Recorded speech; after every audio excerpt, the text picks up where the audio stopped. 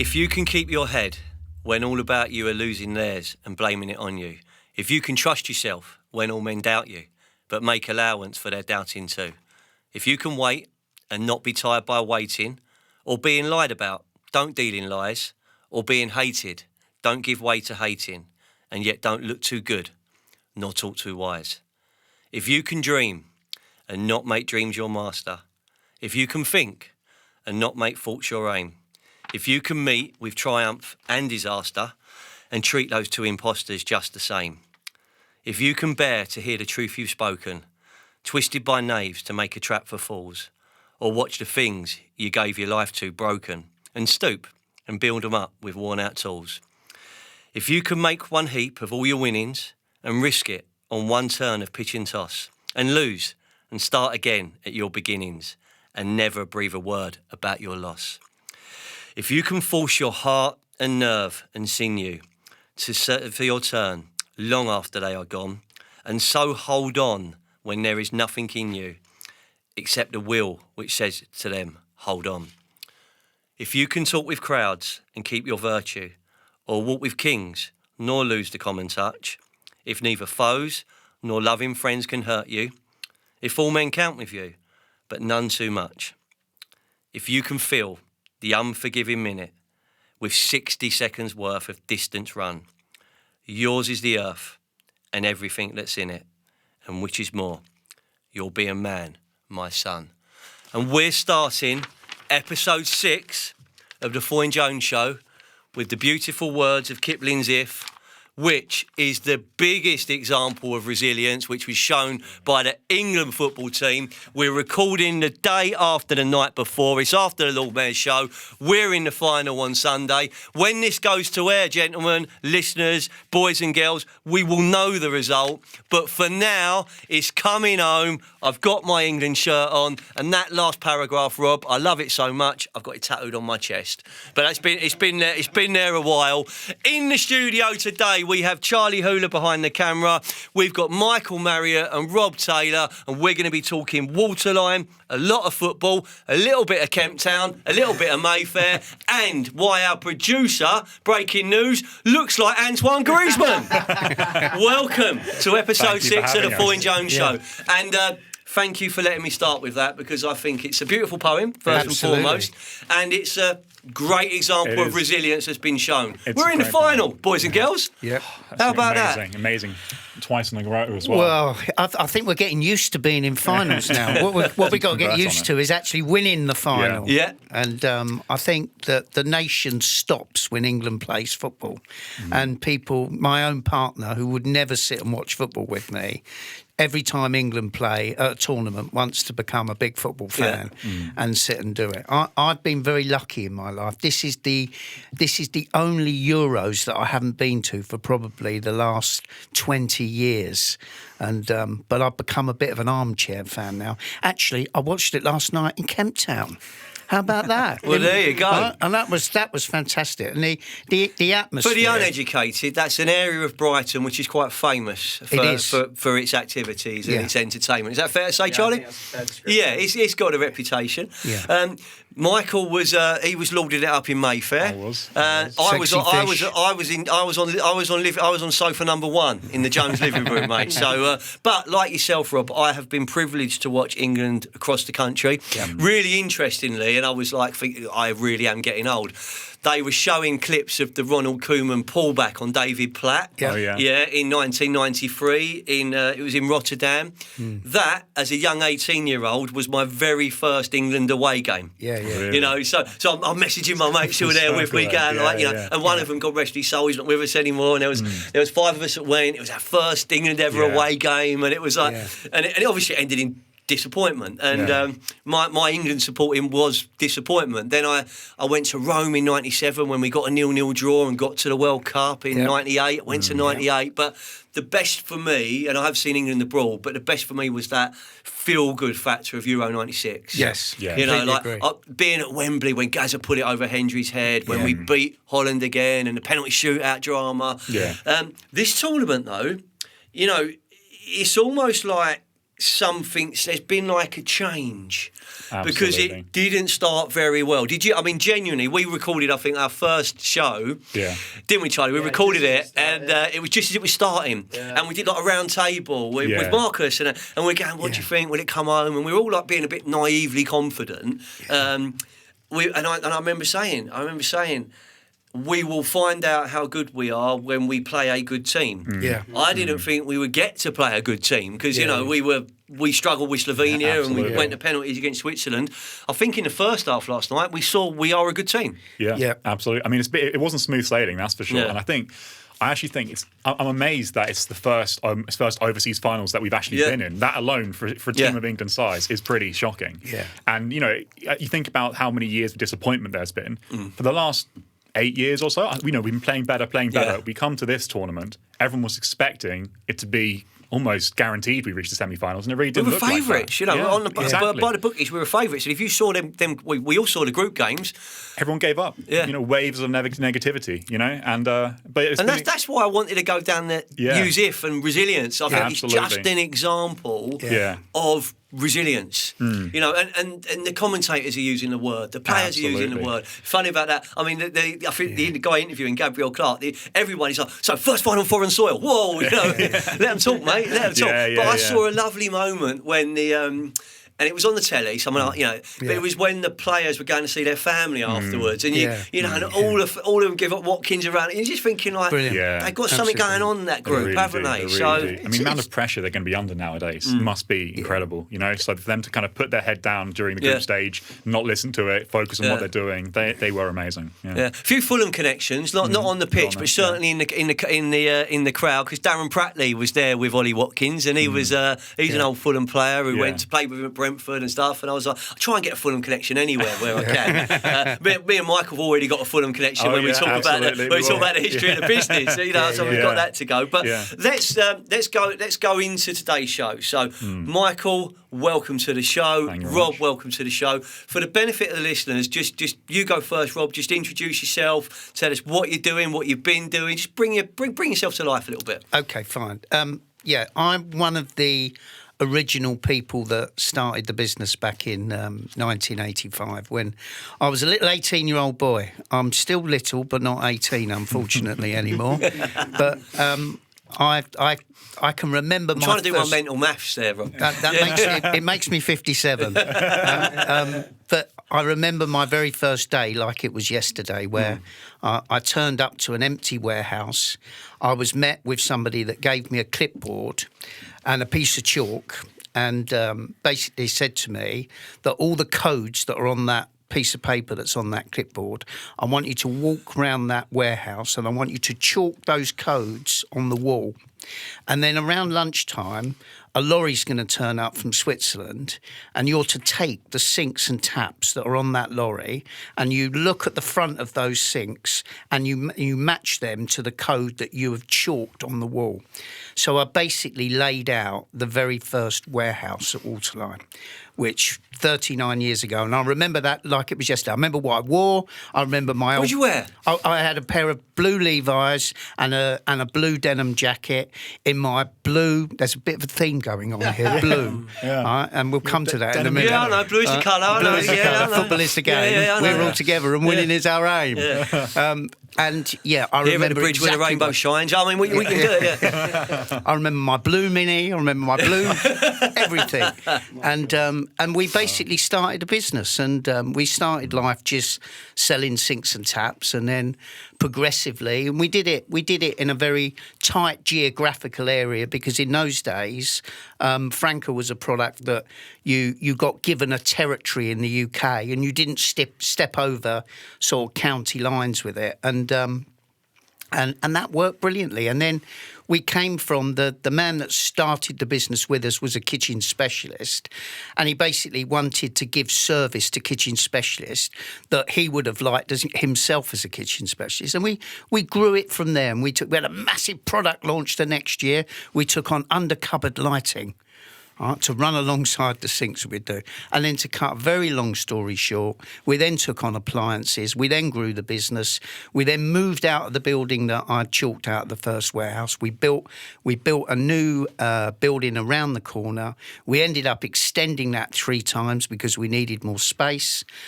We opened in Bristol to service the West Country of England, and then we opened in Bolton to service the north of England and going into Scotland. So we grew the business, and fast forward into where we are now, we are the biggest supplier to the independent kitchen specialist in the UK. Boom.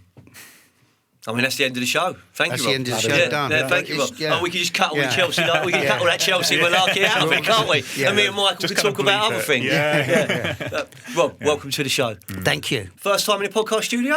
Yeah, I never know with you. You know what I mean? You're a dark horse, so you Yeah. never quite know. No, very good. And I've listened to your podcast, and it's not naturally something that I would probably do, but I find them very interesting. And you've had some really interesting people as well, and some of people's stories that people that I know that I thought I knew, and then you hear You're something. talking about double donuts, are you? You're talking about double yeah. donuts. I thought it might be, yeah. But you just learn things about people, and you know, I had a very interesting day yesterday where.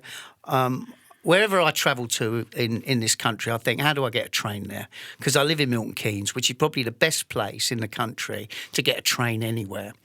And I got a train from Milton Keynes, went into Victoria, out of Victoria, and my train got stopped at 3 Bridges yesterday because apparently the train... downtown Crawley. That's downtown Crawley. Apparently there was a punch-up on the train in front of us. Why the train manager thought it was a good idea to tell us that, I don't know.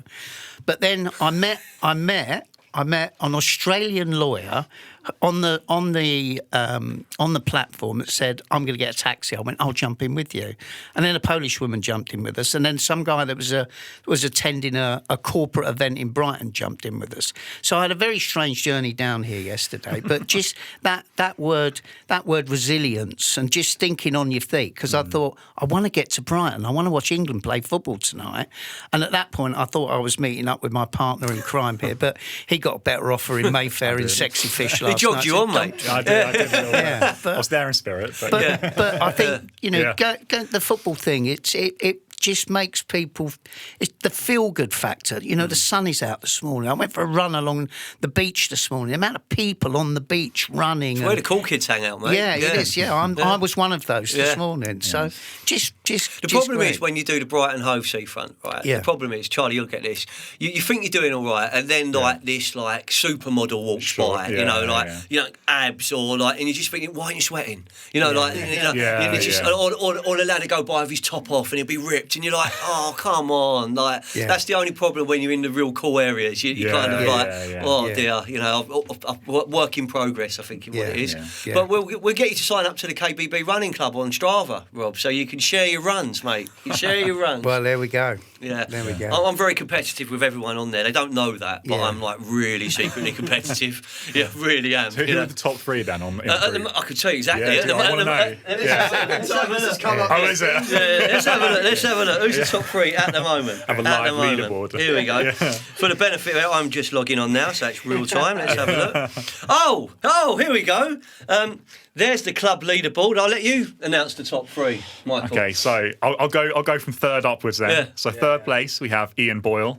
2nd place we have Callum Carter. 1st place, no surprise to anyone, would be Peter Raymond Jones. Yeah, Very impressive. Yeah, there you go. Do you know what was Tommy had done 12.12k. Yeah. And I'd only done 5.5 or something like that, and I was only going to do 10. So you whatever woke it was. up and you Yeah, and just I'm said, like, "All right." and I'm like, I'm not finishing. I'm going to make sure. Yeah. And then I'm sending I'll it give to him. you- I'm sending yeah. it to him as well. Going, have a look. And he's like, oh, for God's sake. But yeah, no. But by the end of the week, I don't think I will be, because there's a few serious players in there that do it. But Stop do you the know? clocks Do you now know? then, yeah. Do you know what? When I and again, it's like resilience. When I had the stress fractures and I couldn't exercise, and I was doing my best to be as unhealthy as possible, I kind of, when I could go again, I thought I'm going to take it a bit more seriously. So I got a better watch, you know. So I got a Garmin and I got other watches are available, but I got a watch and I got better trainers, and just taking it that little bit more seriously and getting my competitive edge has really, really helped. It really Yeah. has. And I'm getting a bit quicker. I'm feeling a bit better. Yeah.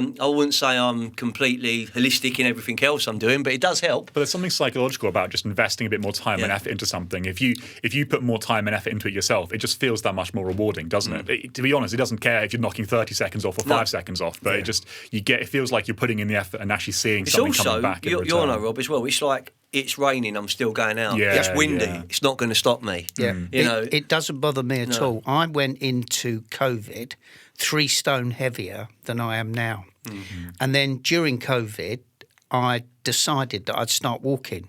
And then I started walking and I thought, well, I might start running. And then I got the bug and I started running and running and running. And the more you do it, the more you get your fitness and the easier it becomes. And now I'm 5'7" on a good day. So me carrying 3 stone heavier than what I am now is not good. And my health and my brain and my energy levels are so much higher now since I've done that. And it is literally down to the fact, and I religiously get up every morning and I run told me 5K you're every early as well, day. right? Yeah. Every day. Have a rest on Saturday and Sunday. And do you know what it means? It means that at the weekend I can have a glass of wine, I can have a beer, I can have a curry, and it's great. I think as well, you both said it there as well. It's for me, it's the mental release. Absolutely. And I talk to a lot of people about, how can you do it? You're so disciplined. I'm like, but don't say and tell me haven't got the time, because you're talking about it could be half hour here, it can be 45 minutes here, it can be there. So that's the main side of it. So Rob, we know about your affection for all things blue. Yep. We know about your running. Yep. And we know about your journey that began in your Levi's. Yep. And it's took you to where you are now. Mr. Marriott, Okay. welcome to the show. Now, Thank you. Michael, I know is a podcast enthusiast. Yeah, I know he's been on absolutely. I know he's been on other shows. Yeah. Which I've listened to. So, Oh, thank you. welcome to today's show. Thanks for making the journey down. No worries. Sorry that he stood you up last night, Rob, but he didn't stand me up today. So I'm still Team Michael in terms of Good, that. yeah. I had a pizza and a Yeah, there you beer go. in There you Cape go. Town. You'll get over it. Michael, tell us about yourself and what you're up to at the moment. Sure. So currently, my role is CEO at Waterline. It's been a bit of a journey getting here. I'll start with myself, and then we'll get on to Crown a little bit as well. But so I started out of university. My first job was in Hong Kong, actually. I was in a management trainee scheme out there, and a bit similar to Rob, actually. I'd never done anything with finance. Didn't even know what a P&L looked like. My first day on the job, I got in, sat down, and I was told I had to learn the items on a P&L because in about 5 hours' time, I was going to be calling the financial directors of these companies in Asia and talking to them about their budgets. And I love that kind of job. I love somewhere you'd have to get stuck in, learn it, do a little bit on the fly, and move on from there. So did that, and I was in Hong Kong for about 3.5 years, and it was great fun. I worked in an insurance broker, in a property company, and then during COVID, as for many people, life changed, and I came back home. Before I knew it, I was in the family company and worked for Waterline. And it was a great business, but it's one that also, I think, as the industry with the industry, it was a lot of opportunity for change, that's my passion, right? Which is updating companies and really looking at how you can improve things, improve processes, do more for your customers. And I think we found there was a load of work to do. So I started off as manager, climbed to director, and now CEO. And I think it's at a time for us as a business where we see just a huge amount for us to go at, and almost too much in a way. And it's really exciting to be here. The company, though, unlike me, I've been here 4 years now, I think, at Waterline. The company's been here for 77, I think. 77? Yeah. You're going to love this, Charlie. So- You're going to love this bit. We were founded... Anton. Sorry, Anton, yeah. Rob, that was such a good bit. The way he smiled at himself and he leapt in like that. He was building up to that. So the company and the family company originally is Crown Imperial, right? So we manufacture furniture. We manufacture it in the UK. We're very proud of that. Always have done, always will. It was founded by my grandfather in 1946 after he'd left the RAF. He didn't know what he wanted to do. He just left the RAF and he knew he wanted to start a company for himself. So at the time back then, you had to get a license to purchase raw materials. So he wanted to get a metalworking license.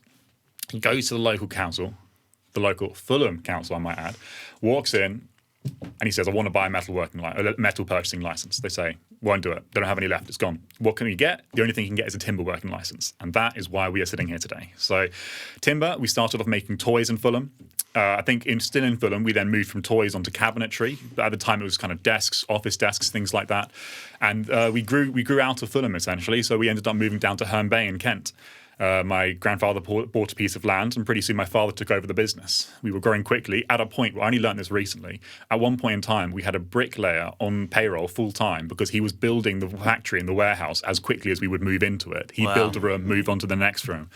Turns out that's not the best way to lay out your warehouse, but such is life. And yeah, it's been growing ever since. In 2008 to 2011, we acquired Waterline, one other distribution business, and yeah, I guess we've always just been quite quiet. We don't talk about ourselves. We don't like to kind of toot our own horn. We just focus on doing business well, working and building relationships with our customers, and offering good levels of service. Yeah, fantastic. Yeah, relationships are very important for us. You know, our business is really built on really strong relationships with customers, and absolutely. You know, and I lead with my chin with customers, and everybody's got my number. And I know it sounds cheesy, but I always say to people, if we ever do anything that upsets you, it'll probably upset me. So you're more than welcome to give me a ring. And I work on the basis that if you don't tell me, then I don't know. Absolutely. So tell me if there's a problem, and we can resolve it. And I think, you know, my working with Michael, you know, we are oceans apart as individuals. You know, he's about 6'6" and I'm 5'7". You know, has anyone seen the film Twins? I have to look up. Mate. I heard people calling us Rodney and Delboy. Yeah, Rodney and Delboy. I mean, the Trotters. It works, but Michael's one of those unusual people that I have to look up to. Yeah. You know, because I'm 6'2" and a bit, or you know, both my boys. Harry and Henry are now taller than me, so I have to look up to them. And Michael, one of the things I said when we met, I said, oh wow, like, you know, this is interesting. But when I met you both, and I came to Daventry, I was blown away by the setup in Daventry, and you know, if anyone's listening to this and hasn't been, I think they should get in touch. And absolutely, and it is, you know, it's almost Disneyland-esque in terms of the experience. And what I found was amazing is we were talking in one area, and you had, you know, showroom owners going in that area, designers who were just starting out in their journey, being shown how the products work there, and it kind of, as we moved to a different area, someone else was coming in, and it all worked brilliantly. But I drove back 2 hours, Rob, from there to anywhere. Daventry's little claim to fame is that 90% of the population live within a 2-hour drive. For any listeners, please do not fact check. Yeah.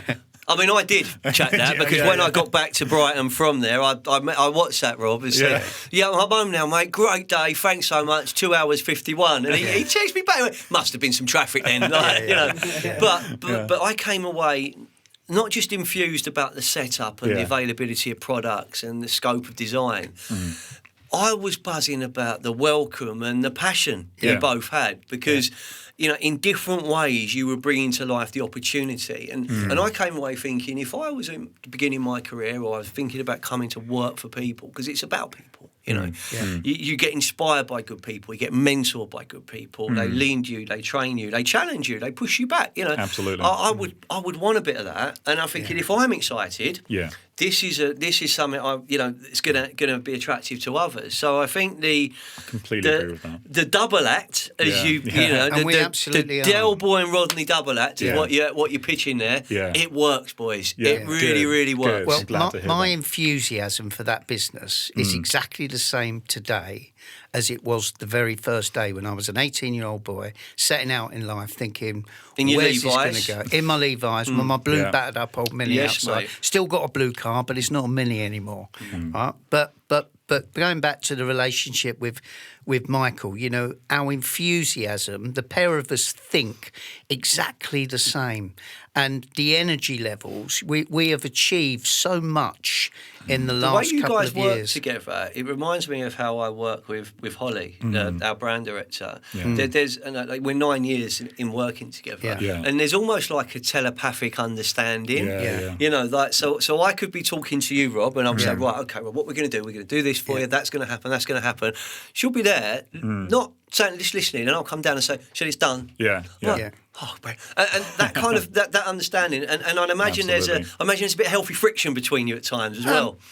I'm not sure there is. There's not a lot of friction between us. I can honestly say healthy debate. Yeah. But I can honestly say that we've had not one bad word against each other, and there's never been. There's never been. Everything that we do is designed to be positive and results in us going forward. We are completely different characters, completely different people, both physically and from a personality point of view. You know, I started my life as a 12-year-old boy working on market stalls in London. You know, and at 13 got suspended from school by my commerce teacher because I'd worked out I was making more money. Charlie smiled there when you mentioned the market stall because he knows what's going to come from me next. So I'm gonna. But you know, and I've always been commercial, and I got suspended by my commerce teacher because I'd worked out I was making more money than he was. So who was he to teach me about commerce? And based on the fact that we both worked on market stalls, and we've done it, we've spoke about football. Yeah. We know there is and this is one. It was always tough when you're recording and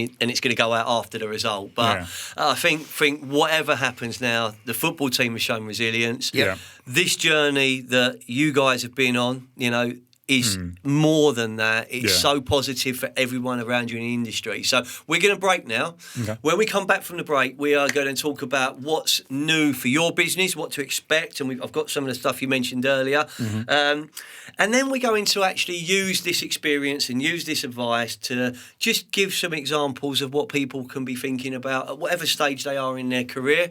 And that'll be the second half of the show. Having fun? Absolutely. Brilliant. Enjoying it? Yep, all right, we'll see you after the break. Thank you.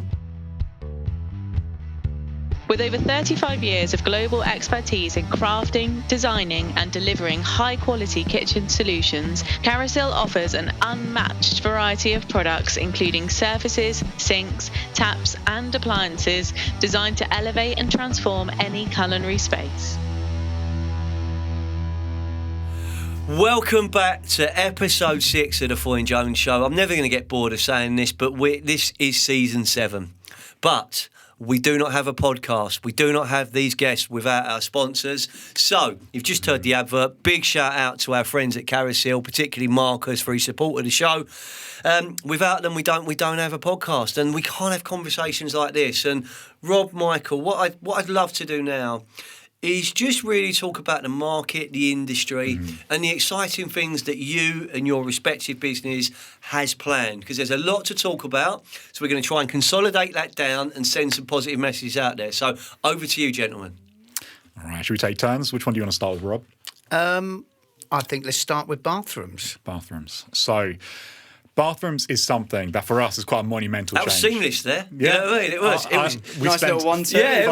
far too much time together. Look, bathrooms, Rob's already just gone through it earlier, I guess. We've done 39 years of kitchens. We're sick of it. We want something new. 39 years of love. 39 years of hurt. Yeah. I'm not sick of it. I want that on record that I'm not sick of it. Okay, scratch that. So 39 years, and he loves it so much, he decided he wanted to do some more. So we're moving into bathrooms, which is very exciting for us. It's the first time we've done anything like this. It is similar, but a new industry for us. There's been a lot of learning over the past 2 years, and it has been a few years in the making. But as of next month, as of August, we're going to have a full range of bathroom products. So that's furniture, that's sanitary ware, showers, shower trays, shower basins, everything that goes into a bathroom. We will have it. We will be able to sell it to our customers. And at the end of the day, what it all comes down to, when I first started in the business a couple of years ago, speaking to customers, I always think it's important to speak to your customers, understand them, understand their needs. We had a whole range of customers who basically said they love us, they love dealing with us. The main problem is that they can't buy more from us, right? More and more businesses nowadays, as a way of diversifying, they're doing kitchens and bathrooms. So it was a natural decision for us to offer the bathroom products to them as well. We're really excited for it. Why it's taken us 39 years to get round to it, I don't know. Because when I think about the rationale behind it, we've got a really good name. I love our name. It's called Waterline. Yeah, and it's in the name, isn't it? It's in that name. And I think that I've visited most kitchen businesses in this country in my time. And depending on where I'm standing in the country, I can walk through the front door of a kitchen shop, and the left-hand side of it is kitchens, and the right-hand side of it is bathrooms. And all we've done is we've concentrated on that kitchen element. Now, we deal with circa 3,500 businesses in this country every month that buy something from us. And I reckon at least 80% of them also sell bathrooms. And why wouldn't they? Because if they've built a kitchen business and they've built a strong reputation, why wouldn't they want to sell, and they've gained the local reputation with consumers, why wouldn't they want to sell other things to people? So I use lots of different phrases about Waterline, and I like to call us a comfy pair of shoes because we're reliable and we do what we say we're going to do. And there's plenty of people around, if there's ever a problem, me included, to help and resolve that. You know, we've got a really big external sales team. We've got 16 of them out on the road covering every part and every blade of grass in this country. And we've got people that have dealt with us for years that I've canvassed when we had the idea about bathrooms and said, if we took on bathrooms, would you buy it from us? And they went, yeah, the pricing's right and the product portfolio's right, yeah. And we will absolutely get an audience with people because of our reputation and what we've done. And I'm so excited about that because it's not like taking on another brand of appliances.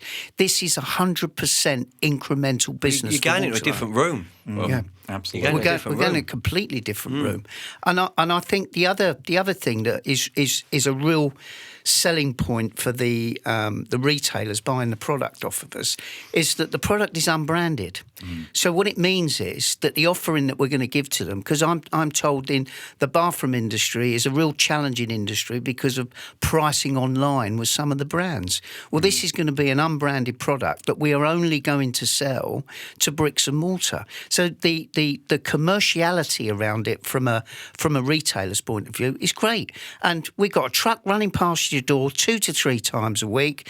My partner in crime here wants to get to 5 days a week, but that's down to me to shovel more coal into the engine to make sure that we can do that, which I'm 100% confident that we can do.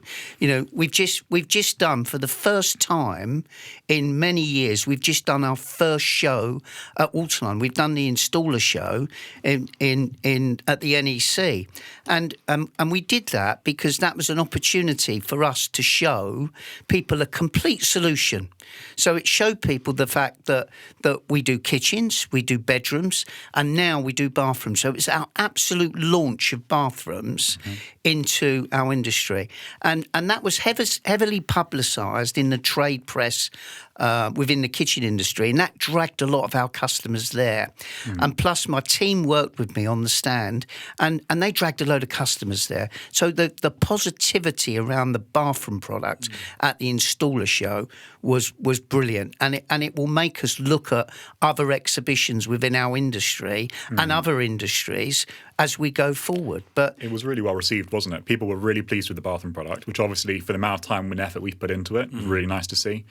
And I think it's something you said earlier, Rob. So the fact that we're not selling it online, I think over the 39 years, we'll keep on saying that number, 39 years we've been in business, one of the things we've learnt the most is how to deal with independent businesses. I think that one of the reasons we're so good at what we do is we absolutely pin our flag on independent businesses. We know how to work with them. We know how to support them, what they need from us, what we need from them, and we know how to make that relationship work. And that's something that is rarer and rarer in the modern world, where a lot of people are quite comfortable flogging stuff online just through the merchant channels, which I don't no disrespect to them. They're very valuable, but the independent channel is here. It's here to stay, and it's something that needs its own support.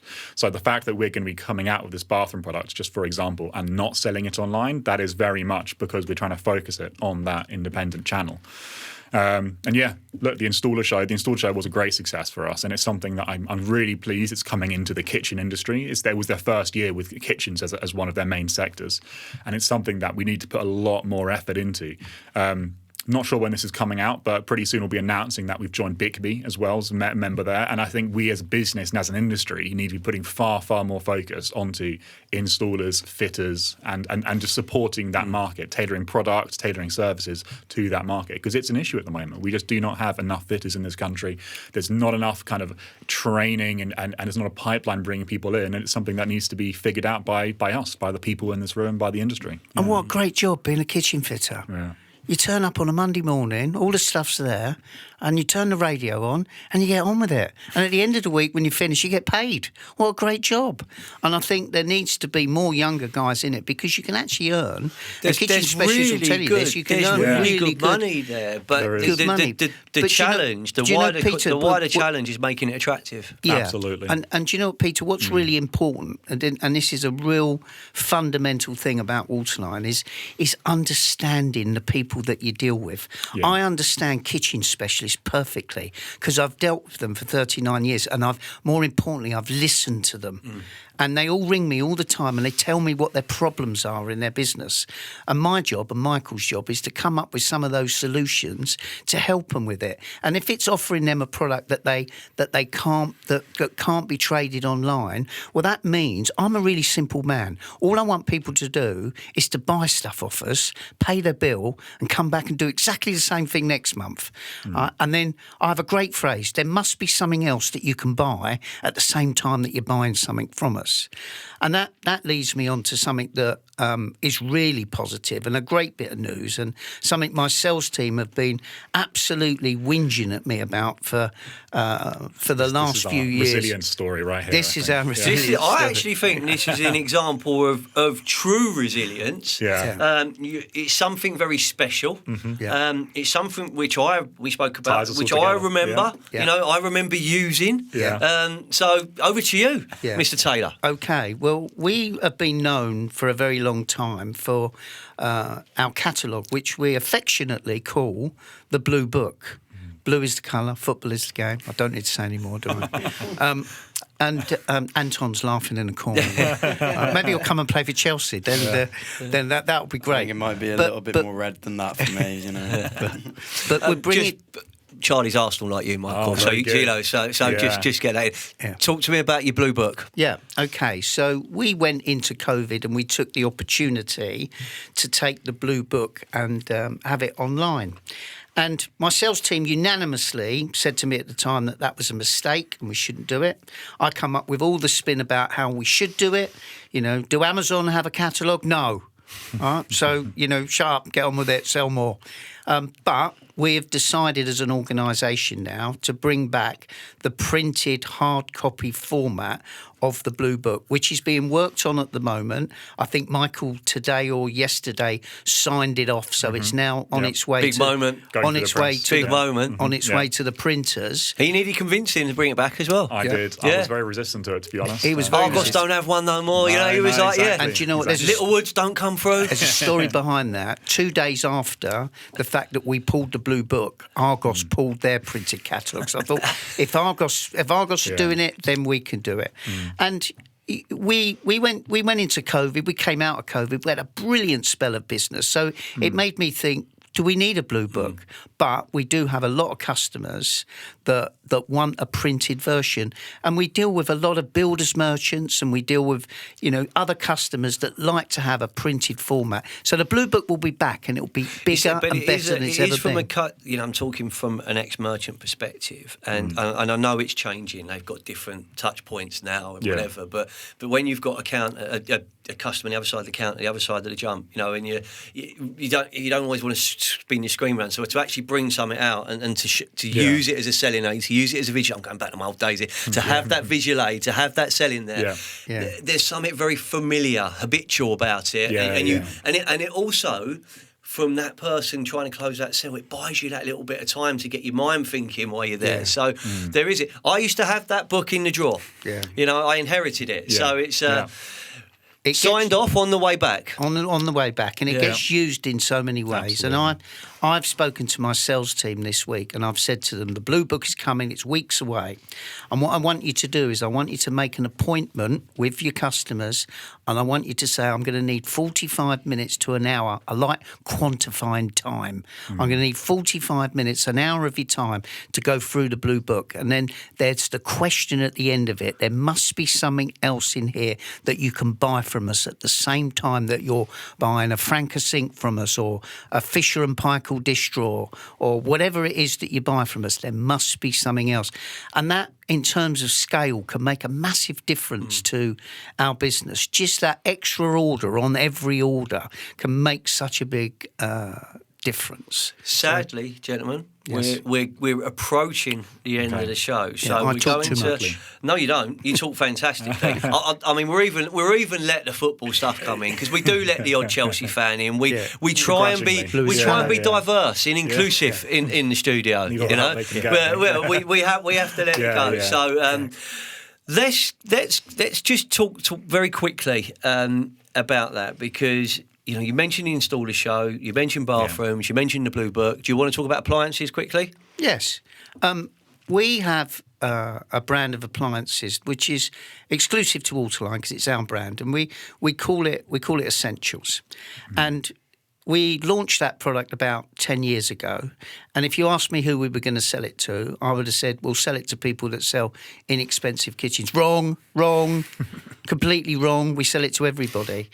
And literally, it's a product that we offer a 5-year parts warranty and a 2-year labour warranty, which is much better than a lot of the big brands in our industry.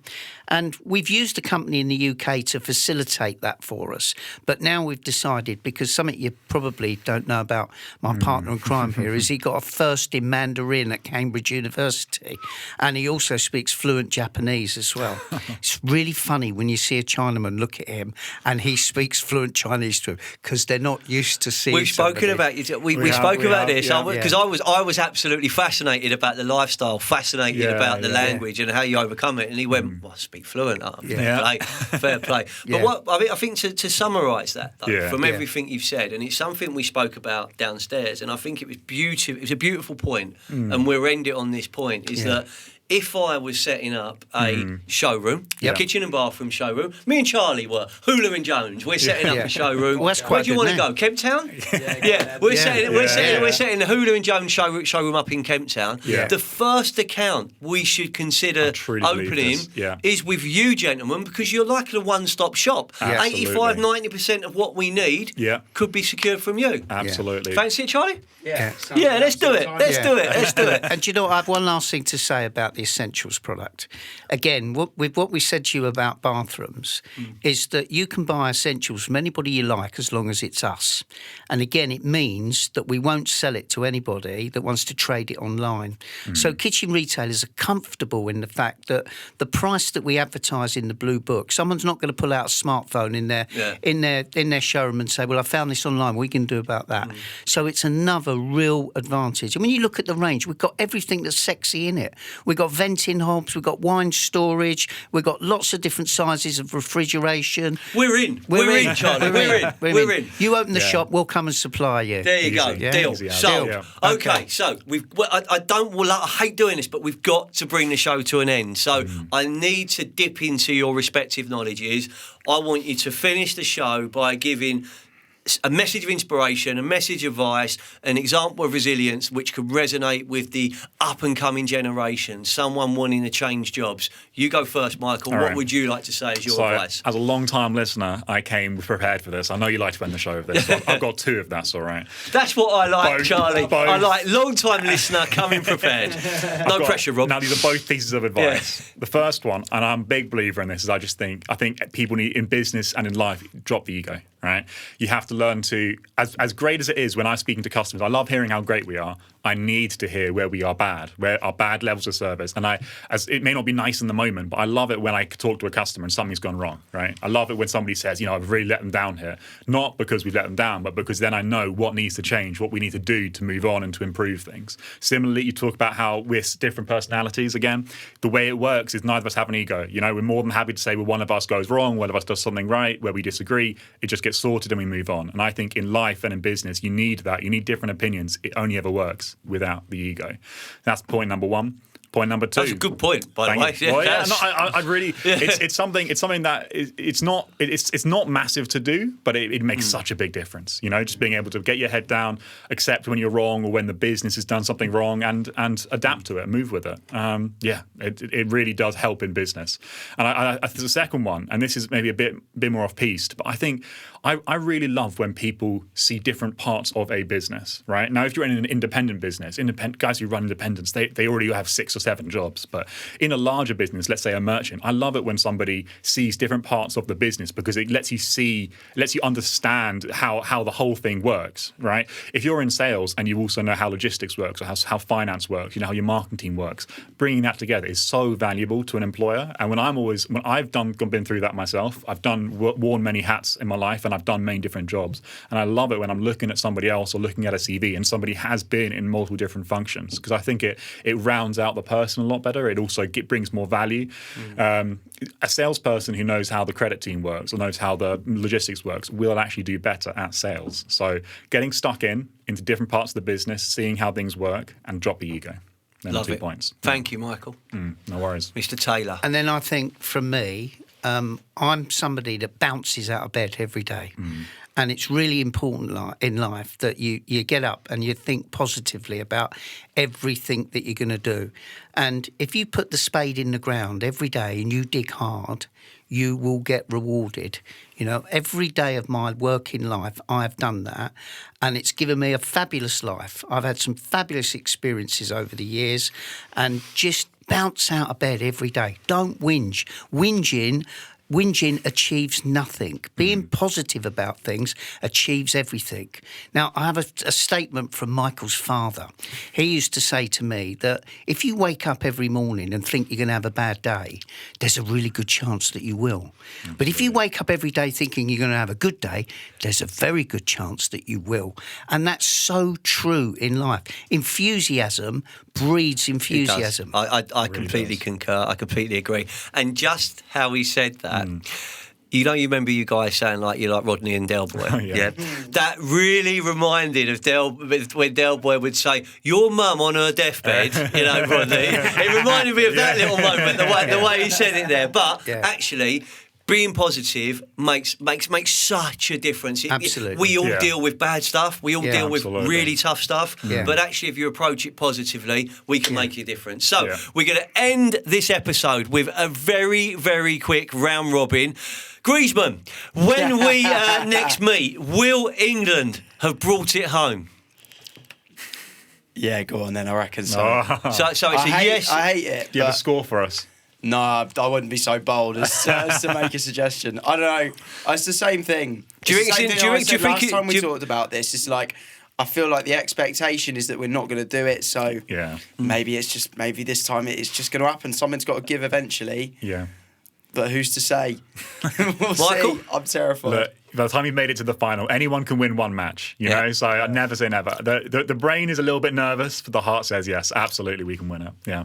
Mr. Taylor? Robert? I don't. I'm going against everything I've said now. This is the first side I think we've played of. Spain are in the final for a reason, because they're a very good side. But as Michael said, it's a one-off game, and anybody and if you look at England going along in every one of their games, they started with 10 minutes. They were good, and last night they were 45 minutes. They were good. So if they can be at that and a bit more. For stages of that first half, we looked as good as anyone in the world. Absolutely. So you're saying yes or no, Rob?